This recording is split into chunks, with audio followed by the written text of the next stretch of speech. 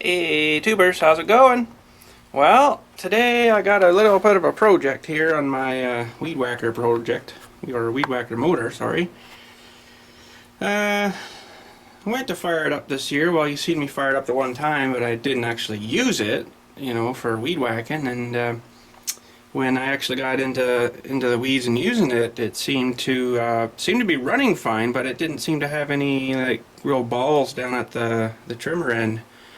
Like at the head end, so I'd get into the real thick stuff and it would sort of like it would stop spinning, and but the motor was still running fine, like nothing wrong with it. But so we were thinking of a few different things that it might have been, and the screen here is your spark arrestor screen, and it looks pretty good, so I wasn't too concerned about that. But then I popped off the muffler. That's the muffler there, and you know, looked in there and see maybe there was a blockage or something there, and it looks pretty good. And so I'm thinking, well, maybe the clutch was slipping or something a bit. So we popped it off too, and I cleaned it all up, gave it a quick sandblast, pulled this bearing off too so I didn't wreck it, and cleaned it up again. It was sort of gooed up a bit, but it wasn't that bad.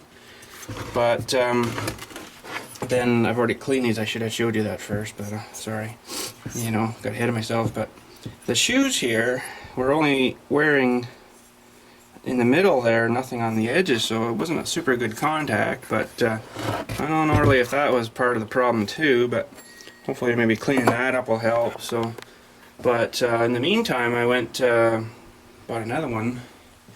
You know, I think I need another one. That's my wife's there, the short one. That's the shaft off of that guy. And I went and bought another one, a bigger one. Yeah, nothing like bigger. So this is the one I'm using now. And it's a KM130R. And it's got the cool split shaft thing where you can pull this off and you pull your shaft out. You know, and you can put different attachments on it. So I got, you just basically buy the motor and a little bit of a shaft and whatever attachments you want. So I got the weed whacking head. Come with me in here. Show you what else I got. Not right in here, but I'll bring it in here maybe. And I got one of these guys. A little cultivator thingies, you know. So it hooks up to the machine. It's pretty sweet. And the most reason I got that for was over there's our scattering garden with that tree, the raised garden there. That's where we scatter ashes and stuff in there that people don't want to buy a plot or buy you know, one of those niche boxes. So that's what that's for. Instead of jumping in there with a rag and just with that thing, and it chews it all up and rips all the roots out and works good. So I don't want to put this thing right back together yet. I want to show you guys. This thing's got overhead valves in it. You can see the little valve guide things there, right? So I'm going to pop this lid off here, and we're going to have a look inside. Okay, so just in case you didn't see the badge on this one's a 90, which is a bit smaller than that other guy. And the other one's got quite a bit more balls, I think, to it, but got this cover loose here. There should be some lifters and springs and stuff in here probably. Wow, look at that, eh? That's pretty small. So yeah, overhead valve, pretty slick, That's pretty friggin' small too. So this is actually a 4-stroke engine design, but you still use 2-stroke gas for lubrication. And let's give her a little pull over here. I should actually pull that plug out.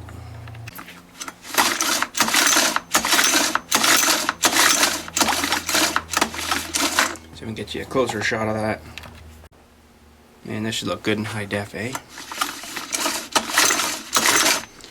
You can imagine how fast those things must open and close when you're just giving her, eh? that's pretty sweet. So that's the intake side. This is the exhaust side. So we'll do the there's intake, compression, power, and exhaust. You know, pretty slick. Pretty slick. I should give you guys a size comparison to show you. Well, there's my finger, big fatty, and that's the screw that you assemble the side panels and stuff with. So, you know, that goes in, holds the those covers and crap on and the muffler, and you know, so tells you how small they are.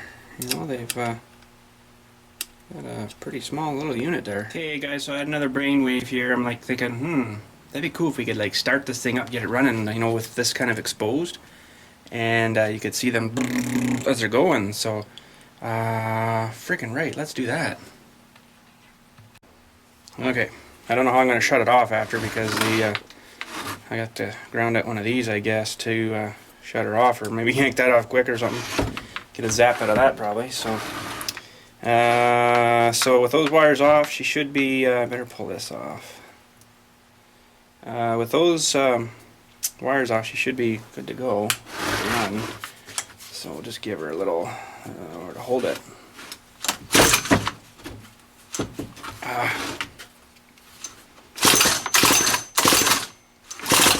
Should be good to go.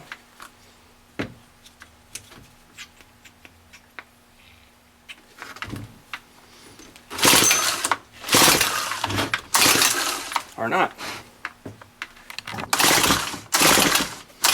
Doesn't seem to like it with a valve cover off. That's weird. Try putting her back on here and see what happens. Maybe it loses too much pressure out of it or something. Me no. Got no exhaust on it either, so it's pretty loud.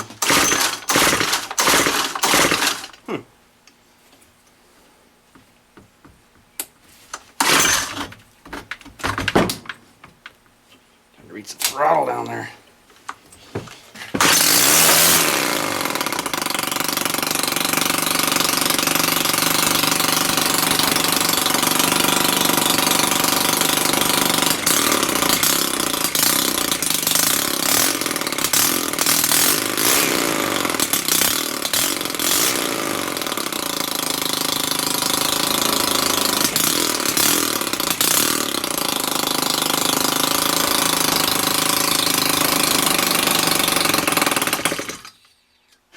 Ooh, I guess that's not good.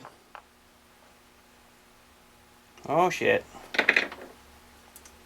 Frickin' wrecked that spring.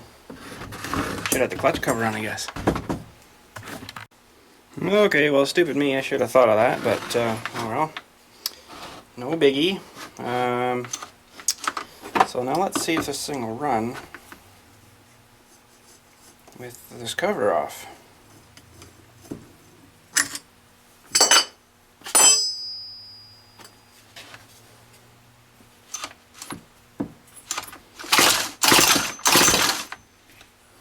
Not funny.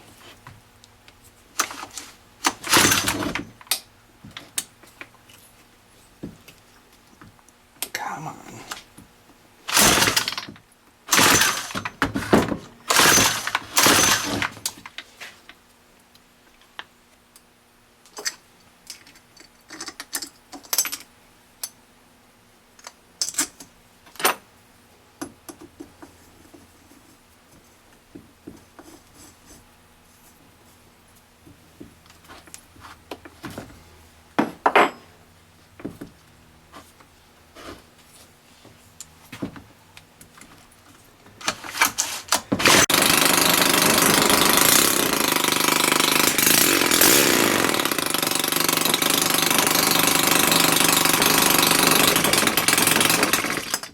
No, it's got to have the cover on to run. Isn't that funny, eh?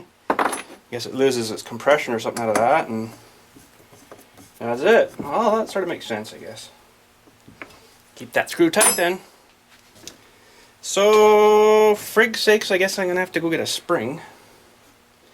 Because this one's freaking just dickered now. Stretched it out of shape. Oh well. Freaking cut myself too. Son of a.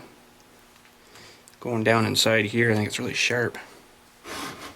So I guess we'll throw it back together and get a spring. Freaking springs.